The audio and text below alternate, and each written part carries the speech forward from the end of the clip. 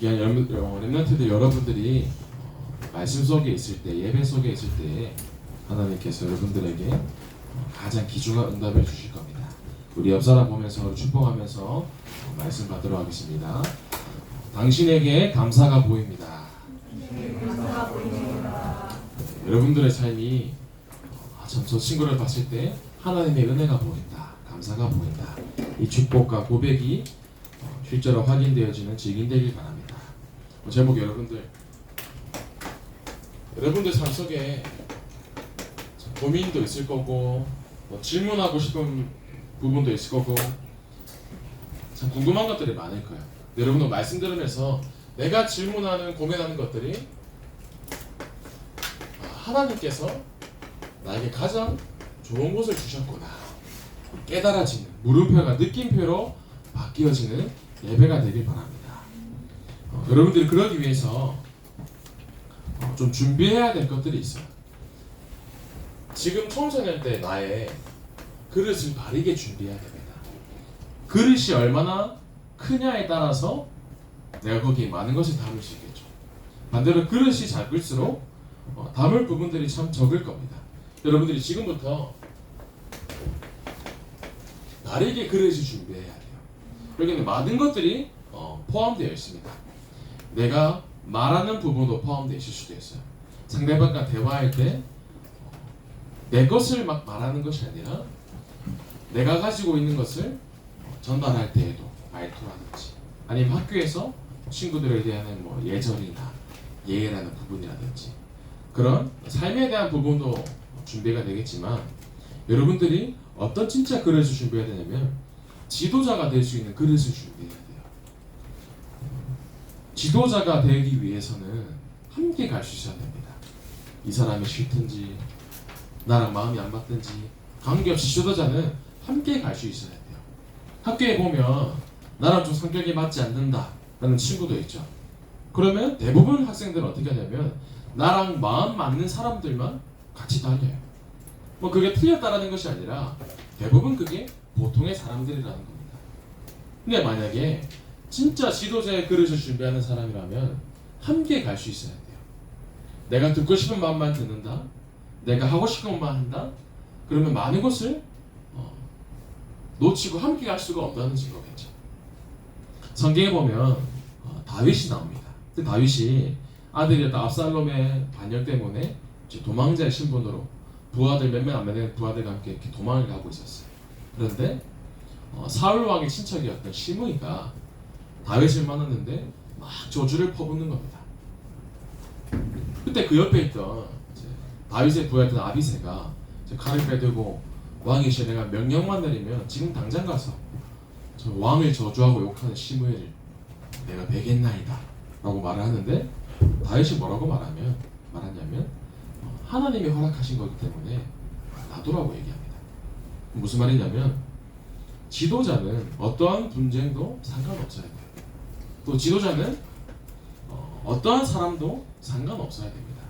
또한 어떠한 실수도 수용할 수 있어야 돼요. 여러분들이 그 그릇을 지금부터 준비하길 바랍니다. 하나님께서 여러분들을 렘넌트 지도자로 부르셨거든요. 그래서 여러분들이 내가 지금 이 귀중한 시간 속에 예배 드리는 이 시간도 나의 영적인 그릇을 준비하는 시간이고 학교에서 하는 일들, 친구와의 관계 속에서 여러 가지들이 지금 내가 지도자의 그릇을 준비하는 시간이구나 이런 고백이 되어지면 됩니다. 그래서 오늘 내 생각이 완전 바뀌는 시간 되길 바랍니다. 그럼 여러분들이 평상시에 가지고 있는 남에게 말하지 못하는 나의 상처가 있을 겁니다. 그럼 상처 따라 사람들이 행동을 하거든요. 예를 들면 돈에 상처가 있다. 그러면 조금만 나의 경제적인 것이나 유신적인 것이나 경제적인 부분에 걸림돌이 생기면 막 뒤집어져요. 상처이기 때문에. 사람과의 관계에 대한 상처가 있다. 그러면 이 사람은 나에게 그런 말의 의도를 가지고 말한 게 아닌데 그 한마디에 걸려 넘어지는 겁니다. 왜 나한테 이런 말을 하는 거지? 다른 사람들은 나 괜찮은데 내가 이 관계에 대한 말에 대한 상처가 있으면 거기 걸려 넘어지는 거예요. 그런데 여러분들이 상처 속에 걸려 넘어지지 말고 그 상처를 밟고 이 상처가 디딤돌처럼 발판이 되어지면 여러분들이 성공한 겁니다. 내가 삶 속에서 어떠한 상처나 문제, 갈등도 괜찮다라고 고백되어지면 돼요. 왜? 그게 나의 인생의 발판이 될 겁니다. 세상은 불가능이 아니라 절대 불가능입니다. 불가능해서 운명과 저주, 사주팔자에 죽을 수밖에 없었는데 하나님이 이 땅에 그리스도를 보내셔서 나에게 구원의 축복과 은혜를 주셨다. 여기에 대한 감사가 먼저 고백되어져야 됩니다. 운명과 갈대아와 애굽에서 우리를 완전히 건져내신 겁니다. 근데 세상은 완전히 운명, 갈대아, 애굽 속에서 세상이 흘러가고 있거든요. 세상의 문화 자체가 복음과는 정반대되는 문화로 흘러가고 있어요. 최근에 저기 강원도에 도민체전이 열렸어요. 강원 도민체전 체육 대회가 열렸는데 그 도민체전에서 사이클 경기 분야에 한 사람이 우승을 했는데 약간의 이슈가 되었어요. 논란이 되었어요. 왜 되었냐 했을 때 사이클 여성부 우승에 180cm에 72kg 나화린이라는 선수가 우승을 했단 말이에요. 키도 크고 덩치도 있으신 여성인데 왜 이슈가 됐냐면 이 나화린이라는 선수가 성전환을 한 트랜스젠더라는 거죠. 원래 남자였는데 이제 성전환을 해서 처음으로 이제 도민체전에 참가하게 된 겁니다. 근데 거기서 1등을 했는데 좀 막 말이 나오는 거예요. 아니 뭔가 불공평한 거 아니냐. 근데 이제 이 불공평하다라고 말하는 사람은 사실은 사회에서는 큰일 나는 발언을 하게 되는 거죠. 뭐 이분이 나쁘다, 틀렸다라는 것을 말하는 게 아니라 시대가 가면 갈수록 이런 문화가 자연스럽게 들어오게 될 겁니다. 그러면 이 사람이 저랬지 그게 아니라 세상의 이런 흐름 가운데 나는 무엇을 말해야 되고 이 시대 흐름 속에 나는 무엇을 준비해야 되는가. 하나님께서는 그 시대에 답을 주는 자로 여러분들을 부르셨습니다. 그래서 여러분들이 내가 지금부터 이 구원의 감사가 삶 속에서 확인되어져야 돼요. 하나님께서 나를 자녀 삼으신 것이 가장 큰 절대적인 축복과 복이구나. 이 고백이 되어지면 아무것도 상관없게 되는 겁니다. 그러면 구원의 감사가 있기 때문에 내 삶에 보면 문제가 있을 수도 있습니다. 내가 가는 이 길이 아무것도 보이지 않는 광야처럼 보일 수도 있어요. 그러나 그 광야가 왜 감사로 고백되어지냐? 그 광야 속에서 하나님의 절대 언약이 확인되어지는 겁니다. 여러분들이 평상시에 기도가 잘 안 되어질 수도 있어요. 그러나 사실은 문제를 만나면 하나님께 엎드리게 되거든요. 전 세계의 공통점이 뭐냐? 누가 가르쳐 주지 않았는데도 종교라는 것을 가지고 있습니다. 전 세계의 사람들의 공통점이 뭐냐? 무언가 신을 찾고 의지한다는 거죠. 왜? 사람은 영적인 존재거든요. 우리가 문제 없으면 신을 찾지 않습니다. 내게 주신 이 문제가 왜 감사로 고백되어지냐? 그 속에서 내가 그리스도를 만나고 내가 이 속에서 하나님이 원하시는 언약을 붙잡게 될 수 있겠구나. 진짜 감사가 고백되어지는 겁니다. 그래서 광야는 나의 주인이 바뀌는 시간이에요. 내게 문제가 없다면, 내게 부족함이 없다면 내가 진짜 하나님 앞에 엎드릴 수 있을까? 지금 내 인생의 주인이 나로 주인처럼 살아서, 주인으로 삼아서 내가 내 인생을 끌고 가는데 그것이 아니라 내 인생의 주인이 정말 하나님이시구나. 이 시간이 광야의 시간인 겁니다. 여러분들이 이제 근육을 키우려면 힘든 시간이 있어야 돼요.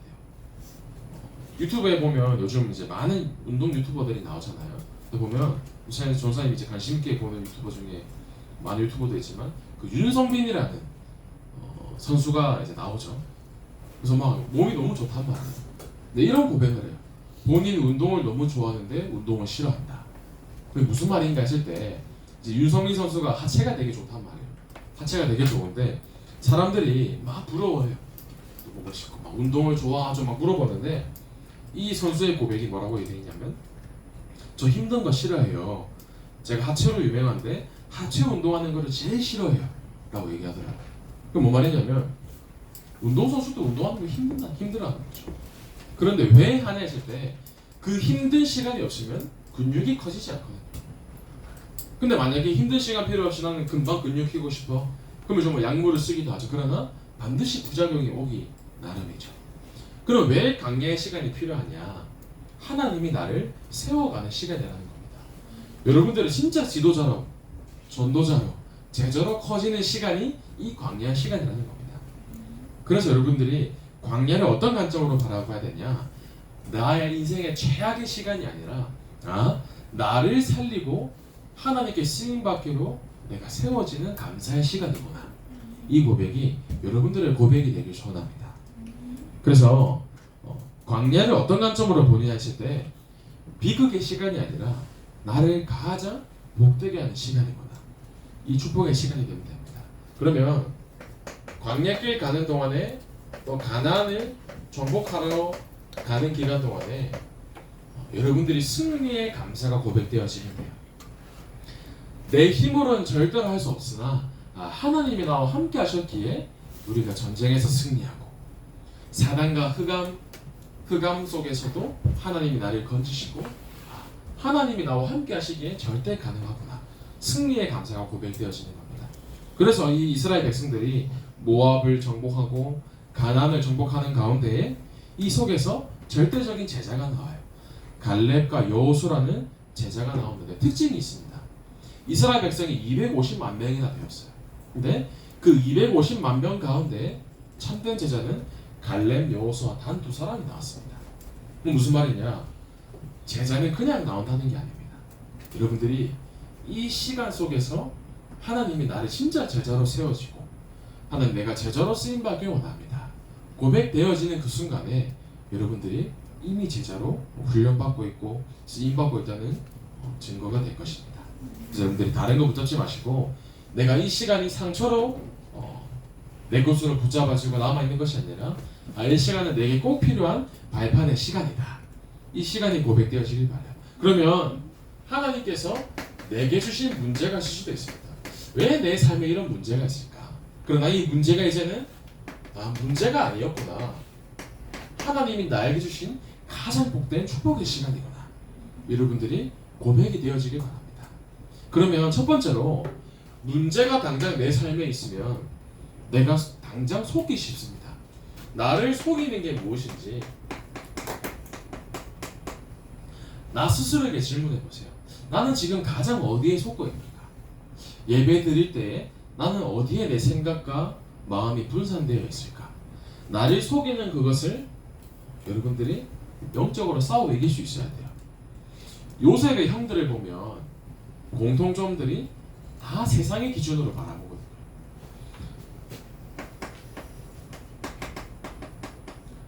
요셉 형들은 막 불평을 하는 겁니다.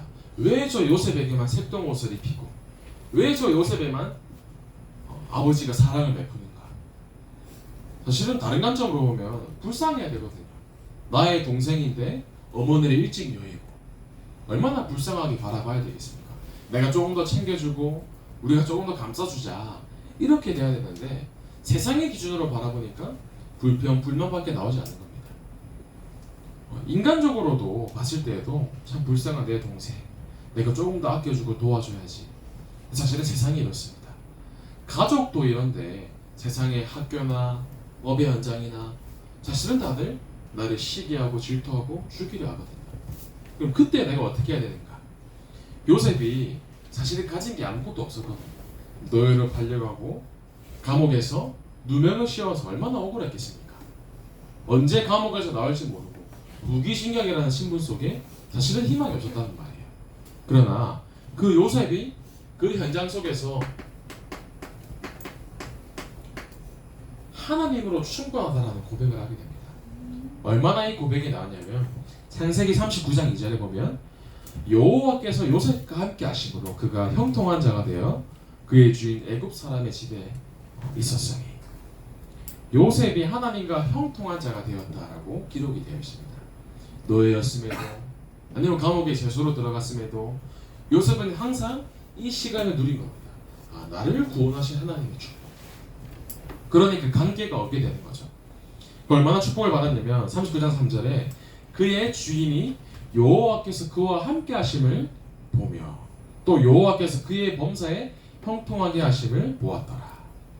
불신자였던 보디발 장군이 요셉을 보는데 이자는 여호와께서 함께 하시는구나. 그리고 불신자가 하나님을 인정하는 시간이 나옵니다. 학교에서 여러분들이 공부하면서 기도하고 예배드리고 가정에서 혼자 있는 시간이 있잖아요. 그럼 이 고백이 나오셔야 돼요. 불신자인 친구가 선생님이 여러분들을 보는데 저 친구, 저 아이에게는 하나님이 함께 하시는구나. 부모님이 여러분들을 바라봤을 때에도 내 아들, 딸이지만 저 아들, 딸에게는 하나님이 보이는구나. 이 고백이 여러분들의 삶 속에서 누려지길 바랍니다. 그럼 얼마나 축복을 받냐면 4절에 여호와께서 요셉을 위하여 그 애굽 사람의 집에 복을 내리심으로. 학교에 여러 번 한 사람 때문에 불신자 친구들이 복을 받는 겁니다. 학교에 여러 번 한 사람 때문에 학교의 재앙이 무너지는 겁니다. 왜? 하나님께서 나에게 복을 주시는 거거든요. 여러분, 복을 받는 사람은 외적으로도 응답을 받습니다. 39장 5절에 보면 신기해요. 요셉은 용모가 빼어나고 아름다웠더라. 이게 실제로 응답받는 증인의 모습입니다. 물론 뭐 잘생겼다, 외모적으로 그런 부분도 돼 있겠지만 거기에 끝나는 게 아니라 저 친구 참 멋있다. 여러분, 이 고백 한번 들어보면 좋겠어요. 학교에서 물론 여러분들 잘생기고 예쁘죠. 근데 그거 말고도 저 친구 참 멋있다. 여러분들 이 현장에서 이 고백이 친구들의 입술 속에서 나오면 여러분들 끝난 겁니다. 여러분들 현장에서 불평불만하지 말고 그리스도로 충분하다 고백이 되어지는 증인 되길 바랍니다. 그러면서 두 번째로 나의 환경을 보면 부족함과 투성이처럼 보일 수도 있어요. 나는 왜 이렇게 없는 것처럼 보이고 우리 집은 왜 이래? 이렇게 보일 수가 있단 말이죠. 내 모습을 보면 당장 너무나 연약한 모습으로 보일 수도 있습니다. 근데 이 모습이 언제 드러나냐면 문제만 왔을 때 나의 모습이 진짜 드러나요. 무언가 내 삶에 왜 이렇게 안 풀리지? 뭔가 부족한 것들이 보일 수도 있어요. 조사님도 최근에 이번 주 화요일 날에 지난주에 쳤던 학교 기말고사 성적 발표가 나왔어요. 성적을 발표가 나와서 이제 아무 생각 없이 뭐 성적에 대해서 조사님이 꽤 자신감이 있으니까 이제 확인 안 하고 있다가 이제 화요 집회 끝나고 이제 집에 가는 길에 이제 저녁에 사회 끝나고 한 8시쯤 이제 성경 열람을 해봤어요. 열람을 하는데 이제 열 몇 개의 과목이 있거든요. 네, 성적이 뭐 A, 뭐 A 플러스 이렇게 쭉 나오잖아요. 근데 한 과목 빼고 다 A 플러스가 나왔어요. A 플러스 나왔는데 그게 중요한 게 아닙니다. 근데 한 과목을 보는데 한 과목에 F가 나온 거예요. 그래서 조사의 성격이 이제 고등학교, 중학교 때 체질로 돌아가더라고요. 조사 그런 성적을 보면 견디지를 못하거든요. 그러니까 견디지를 못한다는 게 여러분들 어떻게 받아들일지 모르겠는데 잠이 안 오는 거예요. 정말 실제 부족한 고백입니다. 잠이 안 오고 왜 도대체 이 과목에 F가 나왔어요? 왜 도대체 나에게로 성적이 나왔던 것이? 와 별의별 생각이 되는 거예요. 내가 뭐 이름을 안 적었나, 아니면 교수님께서 다른 시험지 채점지를 잘못 기입했나, 내 상태가 드러나는데 실제로 이제 아내가 저녁 뭐 먹을 거에 물어보는데 대답을 안 했어요. 그게 안 들리는 거예요. 그래서 그게 제 영적 문제거든요. 견디지 못하는. 그런데 조선님 어디 말씀하게 되냐면 여기 속에 들어갔어요. 하나님 나에게 왜 이러십니까?가 아니라 감사하더라고요. 왜 감사했냐면 이런 작은 부분에서 내 모습이 보이더라고요. 이런 작은 부분에 내가 신경 쓰이고 집중 안 되고 분산되고 하는 모습 보면서 내가 앞으로 큰 목회를 하거나 뭐 어떠한 열매를 맺고 그게 중요한 게 아니라 하나님 내가 어떠한 작은 것이라든지 큰 것이라든지 내가 말씀 속에서 흔들리지 않는 나에게 은혜를 주세요. 진짜 고백이 되시더라고요. 근데 감사하게도 이틀 전에 교수님께 전화가 왔어요. 전화가 와서 성적에 대해서 이러이러한 부분이 이제 정정되었다라고 전화를 주시더라고요.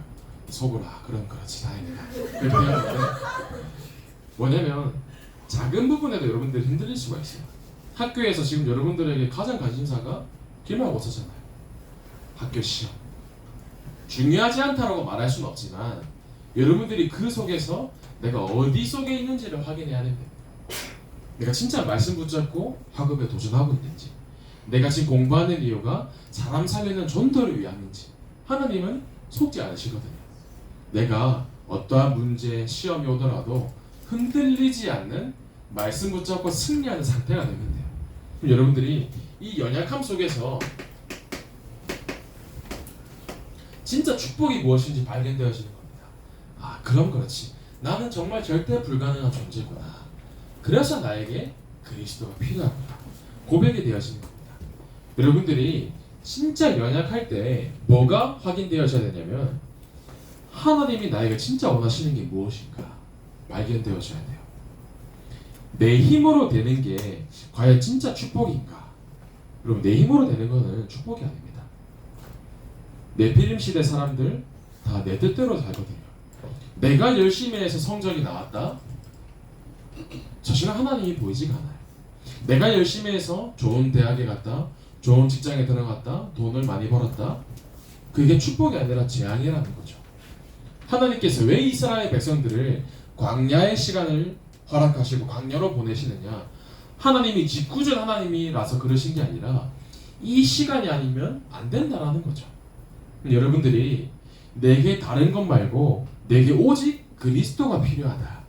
이 고백이 여러분들의 삶 속에서 실제로 확인되어지는 은혜가 임하길 소원합니다. 그러면 내 삶에 안 되는 것이 이제는 다르게 보이는 겁니다. 내 삶에 진짜 내 힘으로 안 된다라는 것들이 있을 거예요. 여러분들 삶 속에 이 안 되는 것을 만나면 어떻게 바뀌냐면 불신앙을 할 수가 있어요. 안 되는 것을 보고 내 힘으로 노력하고 내 힘으로 해결하려고 할 수가 있습니다. 그런데 이 속에서 여러분들이 하나님이 예비하신 새로운 문을 확인하면 돼요. 어떤 문이냐? 지금 내게 필요한 것이 무엇인지를 예배 속에서 바르게 찾는 겁니다. 사지로 몰리는 것 같지만 아니요, 사실은 사지로 몰리는 것이 참된 응답이었어요. 요셉이 누명을 쓰고 감옥에 가는데 그 감옥에 가는 시간 요셉에게는 꼭 필요한 시간인 겁니다. 정치인을 만나야 되는 시간이고 하나님께서 요셉을 2, 3, 7 나라를 살리기 위해서 사용하셔야 되는데 그 당시에 이 애굽은 30살이 되어야지만 총리가 되주셨어요. 그런데 요셉이 30살이 되기 전에 누명이 풀려서 아니면 어떤 혜택을 받아서 감옥에서 나오게 된다면 사실은 그냥 다시 노예로 들어갔을 겁니다. 그러나 하나님이 이 시간을 통하여서 이 노예였던 요셉을 총리로 만들어 가시는 시간이 필요했던 거죠. 여러분, 다윗이 아버지 이새가 다윗을 전쟁터로 보내게 돼요. 한번 생각해 보세요. 아빠가 어린 아들을 전쟁터로 보내는 겁니다. 심부름을 하기 위해서. 사실은 너무 위험한 거거든요. 우리가 나중에 뭐 자녀를 키운다든지 누가 전쟁터로 보내겠습니까? 그러나 그 시간이 다윗에게는 꼭 필요한 시간인 겁니다. 골리앗이라는 자가 있었는데 하나님께서는 그 골리앗이라는 한 사람을 통해서 다윗에게 새로운 문과 응답을 허락하시는 겁니다. 여러분, 문제 만났을 때 내 진짜 상태가 드러나는 거예요. 선생님, 저번에 이제 교육자분들과 함께 알류를 간 적이 있어요. 작년이었어요. 미국 가는데 우리 주일날에 미국을 가는 출발 시간이었단 말이에요. 그 전날에 이제 체크를 하잖아요. 짐도 싸고 뭐 여권도 챙기고 하는데 어느 한 조사님이 이제 연락이 왔거든요. 여권이 안 보인다고. 그 조사님 여권이 안 보이니까 이제 어떻게 해야 될지 막 모르더라고. 여권이 안 보이는데 큰일 났잖아요. 내일 미국을 가야 되는데 한 조사님이 막 이제 나는 끝났다, 이제 교회를 지키겠습니다 2주 동안 하면서 막 이런 얘기하는데 이제 다른 전사님들이나 교육자분들도 이제 안 보이니까 어떡해요. 그러면 전사님이 미국 가지 말고 교회를 지키고 새벽 기도해서 기도를 쌓고 교회를 든든하게 이제 보살피길 바란다면서 이제 안 가는 걸로 이렇게 됐었어요. 근데 전사님 옛날에 이제 한번 기억이 나는 게 군에 있었을 때 사격을 하다가 탄피를 한번 잃어버린 적이 있거든요. 근데 군에서 탄피가 잃어버리면 그 탄피 찾는다고 온 산을 뒤집습니다. 요만한 탄피를 잃어버리면 산을 다 뒤진단 말이에요. 저 사람은 탄피를 잃어버렸을 때 저 사람 동기가 이제 다른 동기들은 못 찾는다 하고 말았는데 이 동기가 끝까지 찾아주더라고요. 옆에서 결국은 찾았어요.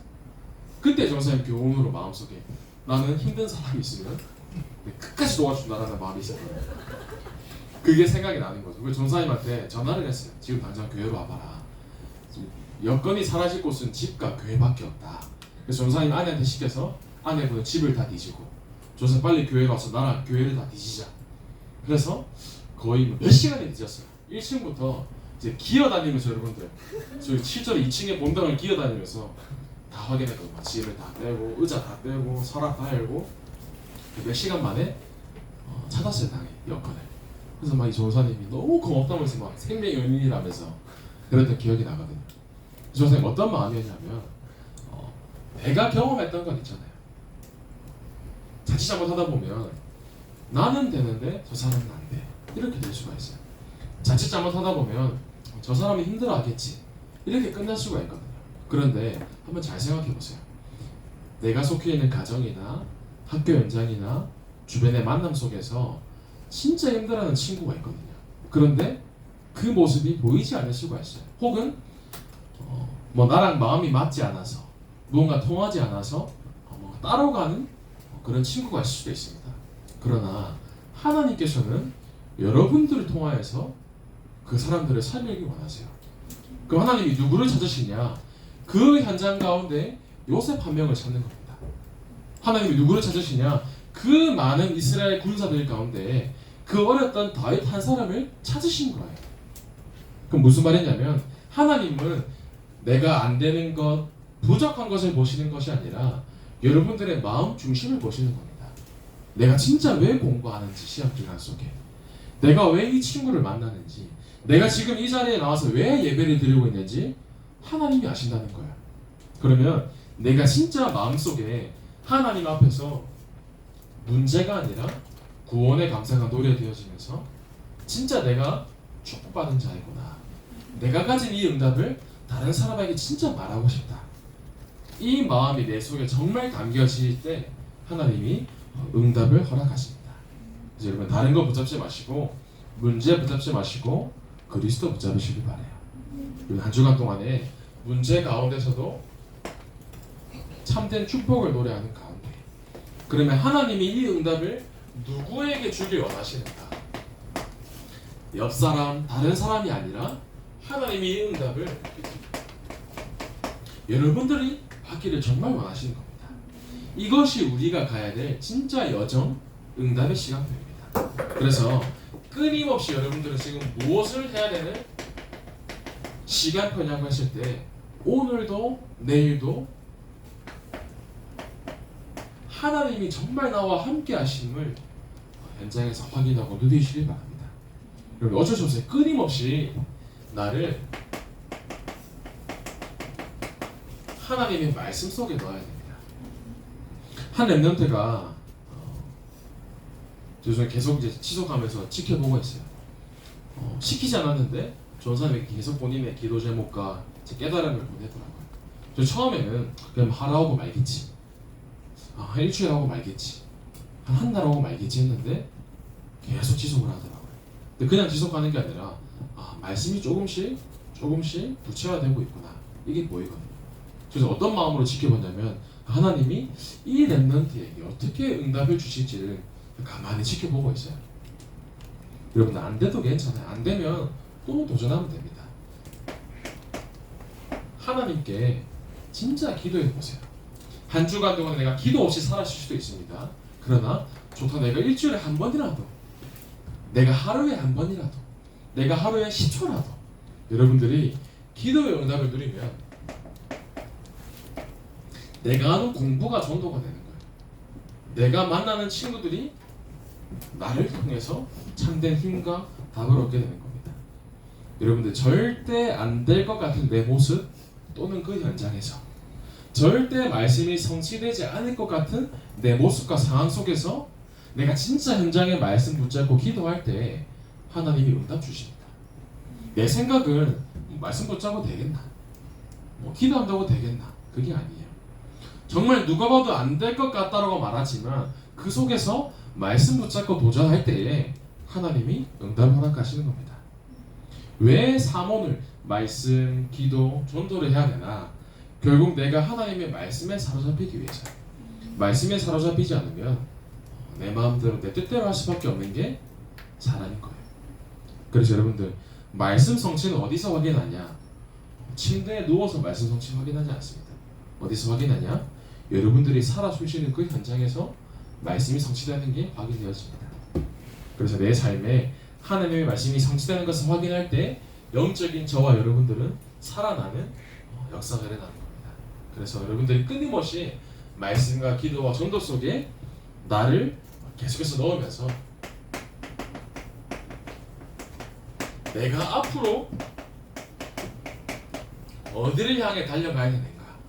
요셉이 임마누엘을 누렸을 때 그 가정에 복이 임했던 것처럼 내가 어디로 갈지 무엇을 준비해야 될지 여러분들이 바르게 이정표를 설정해야 돼요. 누가 뭐라 하더라도 여러분들은 영적 서밋이 돼야 됩니다. 여러분들 부모님만큼 돈을 벌 수 없어요. 옆에 선생님만큼 돈을 벌 수가 없습니다. 그러나 선생님과 부모님이 하지 못하는 것도 여러분들이 할 수 있는 게 있습니다. 그게 무엇이냐? 이 영적 서밋의 자리입니다. 여러분들 지금부터 영적 서밋에 도전해보세요. 평소에는 우리가 뭐 이렇게 의사 이런 관심, 병원이나 의사분이나 관심이 없잖아요. 그러나 내가 당장 질병을 만난다든지 옆에 있는 사람이 질병을 갖게 되면 병원이나 의사를 찾게 되죠. 누가 유명한 의사인지, 또 어떤 병원에 가면 괜찮은 병원인지. 평상시에는 별로 관심이 없거든요. 최근에 그 대동맥 수술의 명의라고 불리는 저기 서울 아산병원의 주석중 흉부외과 교수가 이제 병원 근처에서 교통사고로 돌아가시게 되었어요. 전 너무 안타깝게 돌아가셨는데 이 대동맥 수술이 참 어려운 수술이라더라고요. 심장 근처에서 수술하는 부분인데 표현이 이런 표현이에요.